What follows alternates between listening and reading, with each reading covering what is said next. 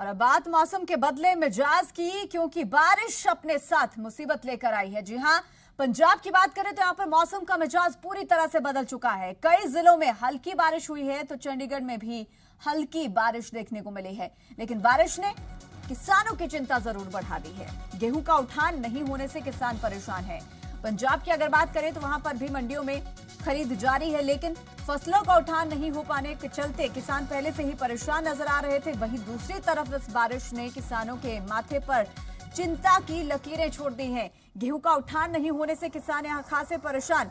तो वहीं बात करें अगर हिमाचल प्रदेश की, तो यहां पर भी मौसम का मिजाज बदल गया है। मनाली, शिमला में बर्फबारी जारी है। हिमाचल प्रदेश में फिर से ठंड बढ़ गई है, तो वहीं ऊपरी शिमला में बर्फबारी का दौर शुरू हो गया है। पिछले 3 दिन से प्रदेश में बारिश और बर्फबारी का सिलसिला जारी है। तो वहीं मौसम विभाग ने ऑरेंज अलर्ट भी जारी किया हुआ था, लेकिन पंजाब और चंडीगढ़ में हुई बारिश के बाद किसान सबसे ज्यादा परेशान नजर आ रहे हैं। ये बारिश अपने साथ किसानों के लिए सबसे ज्यादा मुसीबत लेकर आई है।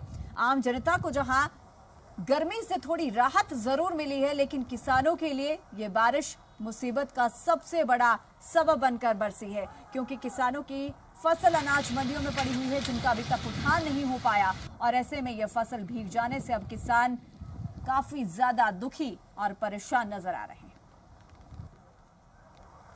तो ये तस्वीरें आपको दिखा रहे हैं पंजाब, चंडीगढ़ के कई जिलों में बारिश और बारिश के बाद जो मौसम बदला, दूसरी तस्वीर भी आपको दिखा रहा है जहां बारिश ने किसानों की चिंता को बढ़ा दिया है। गेहूं उठान नहीं होने से किसान खासे परेशान है।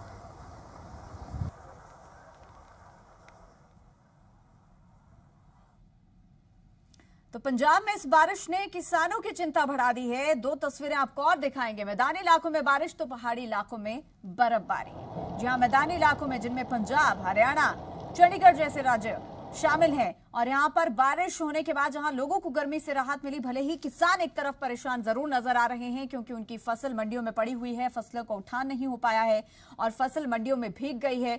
फसल खराब होने का डर किसानों को सता रहा है। तो वहीं दूसरी तरफ अगर बात करें पहाड़ी इलाकों की, खासतौर पर हिमाचल प्रदेश के ऊपरी क्षेत्रों की, तो वहां पर बारिश के साथ साथ बर्फबारी का सिलसिला भी जारी है। मौसम विभाग की ओर से भी ऑरेंज अलर्ट जारी किया गया था। और वज्र वर्मा हमारे साथ चंडीगढ़ से जुड़ गए हैं ज्यादा जानकारी के साथ, तमाम तस्वीरों के साथ। संदीप सिंह भी हमारे साथ मनाली से सीधा रुख कर रहे हैं। वज्र, सबसे पहले आपका रुख करेंगे। मौसम का मिजाज बदलता हुआ देखने को मिल रहा है, और खास तौर पर अगर बात करें हम पंजाब की, तो यहाँ पर सबसे बड़ी चिंता अब किसानों को हो गई है। भले गर्मी से राहत लोगों को जरूर मिली, लेकिन किसानों की फसलों का उठान नहीं हो पाया है, और ऐसे में यह बारिश बड़ी मुसीबत बनकर बरसी है। बिल्कुल, जहां एक वर्ग है आम इंसान जिसको राहत जरूर मिली है, क्योंकि बहुत ज्यादा जो है तपिश शुरू हो गई थी, गर्मी जी। लेकिन वहीं एक वर्ग ऐसा भी है जो कब से काफी ज्यादा चिंता में आ गया है, और वो है किसानी वर्ग। अगर किसानी वर्ग की बात की जाए तो व्हीट प्रिक्योरमेंट का काम जो है वो 1 तारीख से चल रहा है, जो कि 11 तारीख से ज्यादा एक्टिव होना शुरू हो गया था। लेकिन किसान ये कह रहे हैं कि बारदाने की समस्या जो है वो अभी तक आ रही है, जिसके चलते काम धीरे हो रहा है।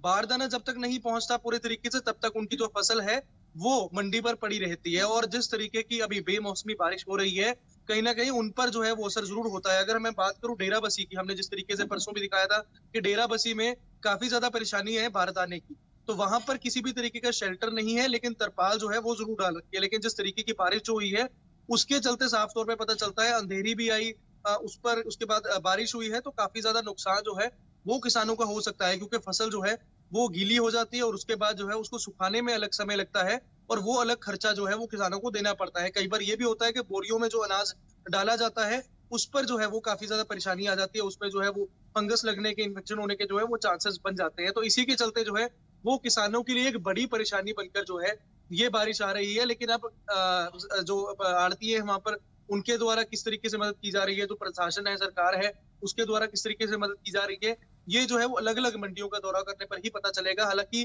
पहले से ही किसान जो है वो बारदाने को लेकर जो है परेशान है, और अब जो बारिश आई है उन्होंने जो है इसकी चिंता जो है वो और दोगुना कर दी है। जी बिल्कुल वज़्म, क्योंकि किसान पहले से ही परेशान थे कि अगर फसलों का उठान समय पर नहीं हुआ, तो अगर मौसम बिगड़ता है, बारिश होती है, तो उनकी फसल का सबसे ज्यादा नुकसान होगा। हमारे साथ मनाली से संदीप भी जुड़े हुए हैं। वज़्म, उनका रुख कर लेते हैं। संदीप, हम तस्वीरें देख पा रहे हैं जहां पर इस वक्त आप मौजूद हैं, बर्फबारी का दौर वहां पर इस वक्त जारी है। मौसम काफी ज्यादा ठंडा हो गया है, लेकिन हैरानी की बात है अप्रैल महीना खत्म होने को है, लेकिन अभी भी बर्फबारी का सिलसिला जारी।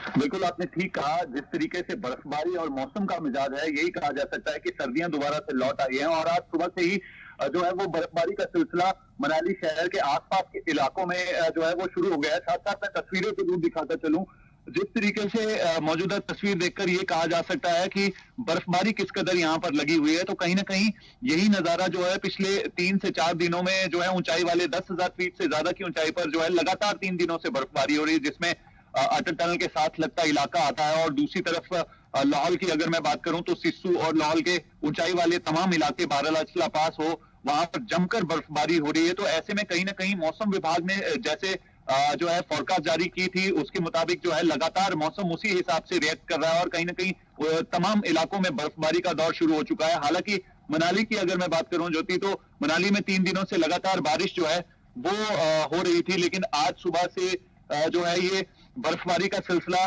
कहीं ना कहीं एक बार फिर से यहाँ पर शुरू हो चुका है और ऐसे में ठंड बढ़ना लाजमी है। अप्रैल महीने का आखिरी वीक कहा जा सकता है, उसकी शुरुआत हो गई और लेकिन इसमें बर्फबारी होना कहीं ना कहीं लोगों के लिए जो है सरप्राइज की बात है। और लेकिन फिलहाल ये बर्फबारी पर्यटन के लिहाज से काफी महत्वपूर्ण साबित होती है, लेकिन इस बार कोविड के बढ़ते नंबर्स की वजह से जो है टूरिस्ट जो है वो ना के बराबर है। और ऐसे में मैं इसी सवाल पर आने वाली थी कि भले ही अप्रैल महीने के अंत में भी बर्फबारी हो रही है, पर्यटकों के लिए मौसम कितना सुहावना है, लेकिन ये इस वक्त दौर ऐसा चल रहा है कि पर्यटन का कारोबार भी ठप पड़ा हुआ है। पर्यटक भी चाहते हुए इस वक्त हिमाचल प्रदेश का रुख करने से कहीं ना कहीं बचते नजर आ रहे हैं, क्योंकि तमाम गाइडलाइंस और उनका पालन करना भी बेहद जरूरी है। लेकिन इस बर्फबारी के दौर में स्थानीय लोगों को भी तो दिक्कतों का सामना करना पड़ रहा होगा संदीप। बिल्कुल सही कहा आपने, क्योंकि जिस तरीके से जो है सरप्राइज मौसम खासकर अप्रैल महीने के आखिरी में इस तरीके से आता है, तो स्थानीय लोग जो है वो लाजमी सी बात है परेशान होंगे, क्योंकि बागवानी और एग्रीकल्चर के लिहाज से, कृषि के लिहाज से अगर बात करें तो इस वक्त जो है कई सारी एक्टिविटी शुरू हो जाती है, लेकिन इस तरीके की बर्फबारी और खराब मौसम जो है कहीं ना कहीं उनके जो है कृषि व्यवसाय पर या फिर ऑर्चर्ड से जुड़े लोगों बागवानों के लिए जो है वो परेशानी का सबब बनती है। और दूसरी तरफ महत्वपूर्ण जानकारी ये देना चाहूंगा हमारे दर्शकों को कि मनाली लेह नेशनल हाईवे भी लगातार पिछले कुछ दिनों से बंद चल रहा है और पिछले 3 दिनों में जो है वो बॉर्डर रोड ऑर्गेनाइजेशन और लाहौल स्पीति प्रशासन के लिए काफी परेशानी का सबब ये बर्फबारी रही है, क्योंकि 233 लोगों को 16,000 फीट ऊंचाई से जो है बारालाचा पास से रेस्क्यू किया गया और लगभग 4 से 5 फीट बर्फ जो है वहां पर हुई है। और ऐसे में लोगों की मूवमेंट वहां पर रहना कहीं ना कहीं खतरनाक रहता है। और इस वक्त जो है लाहौल स्पीति प्रशासन जो है लगातार एडवाइजरी जारी करता जा रहा है सोशल मीडिया के माध्यम से या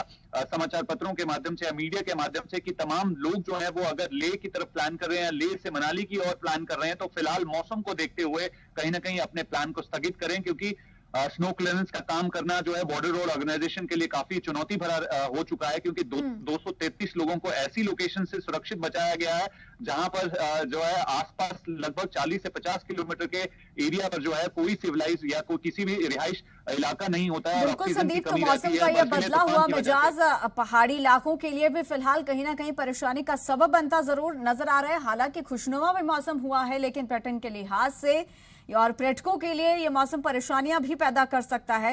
वज़्म आपका रुख करेंगे, क्योंकि हम बात कर रहे थे मैदानी इलाकों की, खासतौर पर पंजाब की और चंडीगढ़ के आसपास के सटे हुए क्षेत्रों की, क्योंकि अनाज मंडियों में इस वक्त फसल खरीद का सिलसिला जारी है, लेकिन फसलों का उठान नहीं हुआ और अब बारिश आ गई। बारिश ने सारा खेल बिगाड़ दिया। लेकिन अगर मंडियों के प्रबंधों की बात कर ली जाए, फसलों के उठान के लिए इंतजाम भी किस तरीके के हैं, अगर हम चंडीगढ़ के आसपास के अनाज मंडियों की भी बात करें? देखिए, अगर चंडीगढ़ के आसपास के अनाज मंडियों की बात की जाए, अगर चंडीगढ़ की ही अनाज मंडी की बात की जाए, तो सबसे बड़ी बात यह है कि वहां पर शेल्टर जो है वो जरूर डाला हुआ है।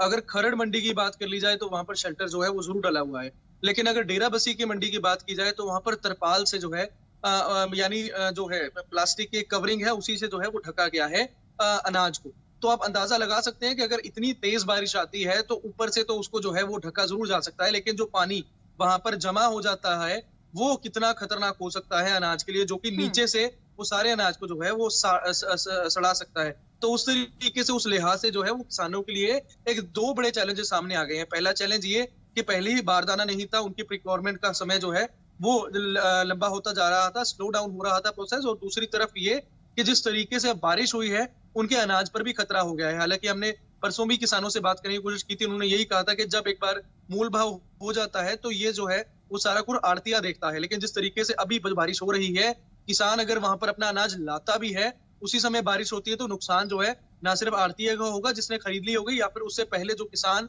वहां पर अपनी अनाज लेकर आ रहा है उसका भी होगा, क्योंकि वहां पर कई सारे ऐसे भी किसान हैं जो ट्रैक्टरों में अपना जो है वो अनाज लेकर आते बिल्कुल हैं। बिल्कुल बिल्कुल बासमा, क्योंकि जो ये बदला हुआ मौसम है यानी कि सिर्फ किसानों के लिए नहीं बल्कि आड़तियों के लिए भी बड़े परेशानी बन रहा है। बहुत शुक्रिया आपका तमाम जानकारी के लिए संदीप, आपका भी बहुत बहुत शुक्रिया तमाम तस्वीरों के लिए, तमाम जानकारी के लिए। तो मौसम का बदला हुआ मिजाज, लेकिन ये बदलती हुई तस्वीर और बारिश एक बार फिर से मुसीबत बनकर बरस रही है किसानों के लिए भी और आम लोगों के लिए भी।